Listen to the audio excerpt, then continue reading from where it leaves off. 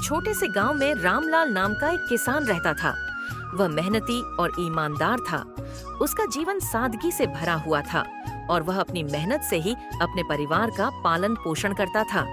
रामलाल के पास कुछ खेत थे जिनमें वह अनाज और सब्जियां उगाता था।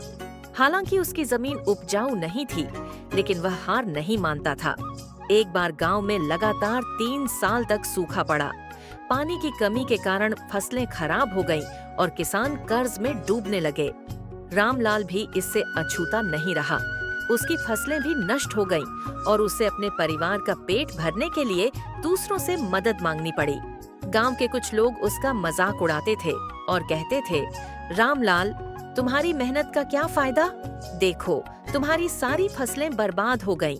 रामलाल इन बातों को सुनकर दुखी जरूर होता, लेकिन उसने कभी अपनी मेहनत पर विश्वास खोया नहीं। वह हमेशा सोचता था कि कठिनाइयां भी एक दिन समाप्त हो जाएंगी। एक दिन रामलाल गांव के पास के जंगल में गया। वहां उसने एक बुजुर्ग साधु को ध्यान में बैठे देखा। रामलाल ने साधु को अपनी परेशानियों के बारे में बताया। साधु ने मुस्कुराते हुए कहा, बेटा, परेशानियां हर किसी के जीवन में आती हैं, लेकिन उनसे भागना समाधान नहीं है। अगर तुम अपनी मेहनत और विश्वास बनाए रखोगे तो सफलता जरूर मिलेगी। साधु ने रामलाल को एक सलाह दी। तुम्हें अपनी जमीन को बेहतर बनाने के लिए कुछ अलग सोचना होगा। कोशिश करो कि नई तकनीक और तरीके अपनाओ। इसके साथ ही प्रकृति से जुड़कर काम करो। रामलाल ने साधु की बातों को ध्यान से सुना और मन में ठान लिया कि वह अपनी जमीन को उपजाऊ बनाएगा। उसने नई खेती की तकनीकों के बारे में जानकारी जुटाई। खेतों में पानी रोकने के लिए छोटे छोटे तालाब बनाए।